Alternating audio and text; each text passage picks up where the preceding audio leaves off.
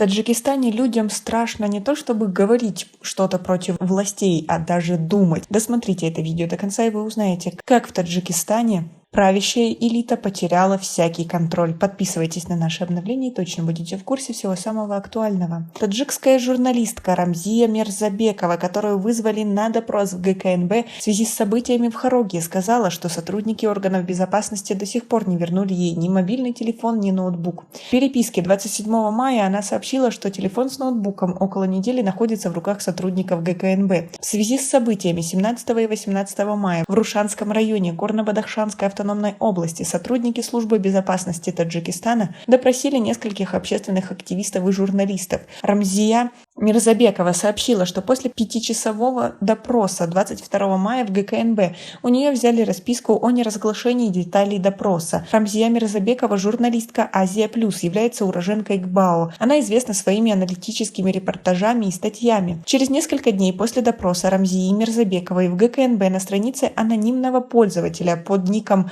Сарсупурдахои Ватан в Фейсбуке была опубликована статья, в которой журналистка обвиняется в причастности к событиям в Хорогье. В статье Мирзабекову обвиняют в том, что она тенденциозно освещала события в Гбао и упорно отказывалась признавать вину настоящих зачинщиков хаоса и беспорядков. А как вы относитесь к тому, что журналистов, которые пытались независимо осветить ситуацию в Гбао, теперь привлекают к ответственности? Ведь это не позиция властей. Свои ответы напишите нам, пожалуйста, в комментарии по поводу всего этого.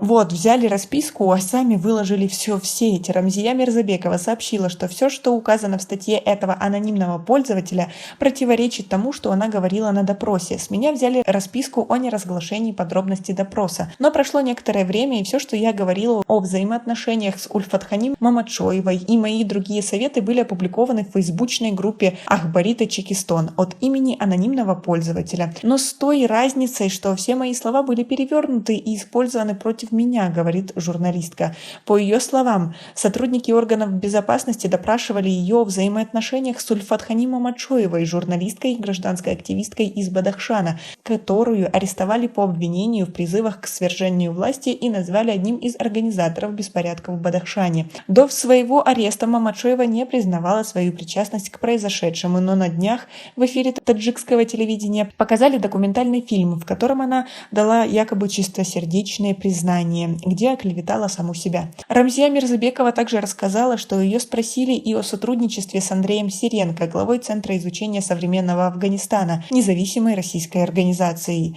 Я якобы предоставила ему искаженную информацию о ситуации в Бадахшане, но я ответила, что после угроз Гулбидина Хикматияра Таджикистану я и поинтересовалась его мнением как аналитика. Эта статья была опубликована, и все, говорит Рамзия Мирзабекова. В статье, опубликованной анонимным пользователем, Рамзия Мирзабекова обвиняется в местничестве и информационных провокациях. Журналистка считает, что ее пытаются оклеветать. Я обеспокоена тем, что мой личный телефон и ноутбук находятся в ГКНБ, и они могут снова написать что-нибудь и оклеветать меня. Многие таджикские журналисты в Фейсбуке поддержали Рамзию Мирзабекову, заявив, что она всегда объективна в освещении политических тем. Рамзия Мирзабекова лишь одна из тех, кого допрашивали после недавних событий в Гбао. И она открыто сказала об этом. Ситуация в Хорогье и Рушане остается напряженной 16 мая. По официальным данным, в ходе столкновений между протестующими и правительственными силами в Хорогье и Рушане 10 человек погибли и 27 получили ранения. По неофициальной статистике жертв намного больше. Жители Рушанского района сообщили 19 мая, что тела 21 жертвы были переданы родственникам. А как вы относитесь ко всей этой ситуации и к тому, что сейчас